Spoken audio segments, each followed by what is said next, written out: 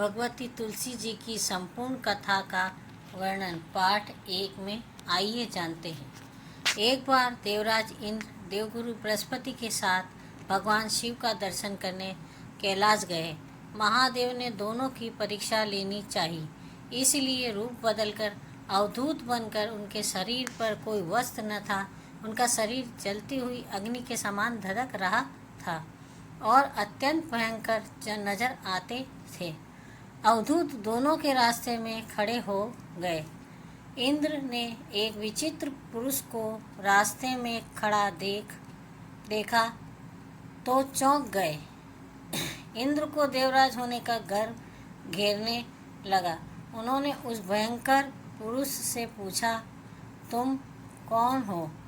भगवान विष्णु अभी कैलाश पर विराज रहे हैं या कहीं भ्रमण पर हैं? मैं उनके दर्शन के लिए आया हूँ। इंद्र ने कई प्रश्न किए, लेकिन वह पुरुष योगियों के समान मौन ही रहे। इंद्र को लगा कि एक साधारण प्राणी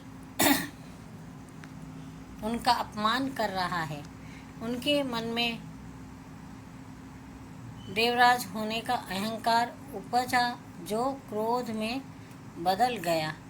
इंद्र ने कहा, मेरे बार बार अनुरोध पर भी तू कुछ नहीं बोलकर मेरा अपमान कर रहा है। मैं तुझे अभी दंड देता हूँ। ऐसा कहकर इंद्र ने वज्र उठा लिया। भगवान शिव ने वज्र को उसी समय स्तंभित यानी जड़ कर दिया। इंद्र की बाँह अकड़ गई। भगवान अवधूत क्रोध से लाल हो गए। बृहस्पति उनके चेहरे पर आई क्रोध की ज्वाला को देखकर समझ गए। ऐसा प्रचंड स्वरूप महादेव के अतिरिक्त किसी का नहीं हो सकता। बृहस्पति शिव स्तुति गाने लगी। उन्होंने इंद्र को भी महादेव के चरणों में लेटा दिया और बोले, प्रभु, इंद्र आपके चरणों में पड़े हैं, आपके शरणागत हैं। आपके ललाट से प्रकट अग्नि इन्हें जलाने को बढ़ रही है। हम शरणागतों की रक्षा करें।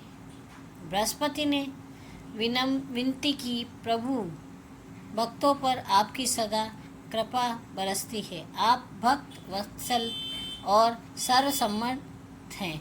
आप इस तेज को कहीं और स्थान दे दीजिए ताकि इंद्र के प्राणों की रक्षा हो